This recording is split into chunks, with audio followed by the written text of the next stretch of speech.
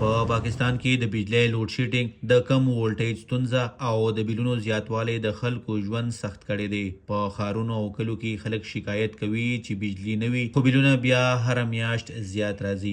د ملکنډ ضلعې د لډن ډېری اوسیدونکي محمد جمال او عتیق هم له همدې ستونزې سره مخ دي. دوی وایي د لوډ شیډینګ له امله د کور کارونه، د ماشومانو سبق او د دوکانونو کاروبار اغیزمن شوی دی. بجلی کمیږي او بیلونه سیوا کیږي او د عوامو دسترس نشي کیږي هغه ډک کیږي.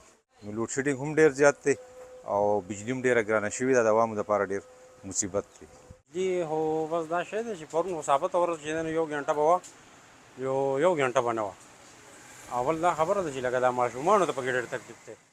په پاکستان کې ډېر بجلی د تیلو، ګیس او سکرو پیدا کیږي. پاکستان تیل او ګیس له بهر هیوادونو اخلي. کله چې په نړیوال بازار کې د تیل او ګیس بیې لوړې شي، په پاکستان کې هم د بجلی جوړول ګران شي. همدا وجه ده چې د بجلی بیې او د خلکو بیلونه زیاتیږي. له بلې خوا پرلپسې لوډ شیډینګ خلک دې ته اړ کړي چې د بجلی بل لاره ولټوي.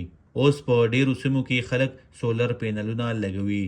ځینې خلک سولر یوازې د پنکو او بلبونو لپاره کاروي، خو ځینې نور پرې فریج، ټلویزیون، واټر پمپ او د کور نور سامانونه هم چلوي.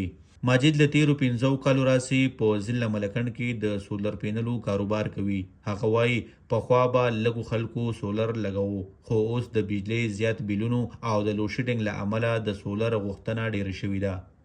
مونږ ته چې کله هم کسټمر راشي نو د کسټمر نه مونږ دوه تپوسونه کوو. یا د هغوی نه د ریکوایرمنټ تپوس کوو. نو اپشنز دا دي چې د هغوی د بل مسله ده یا د لوډ شیډینګ مسله ده. او سولر هم د هغوی د بل حل دی او هم د لوډ شیډینګ حل دی. کوم ځای کې چې لوډ شیډینګ وي، کوم ځای کې چې د واپډا بجلی بندیږي را بندیږي، یا یو ځای داسې دی چې هلته سره بجلی شته نه، نو سولر د هغې حل دی.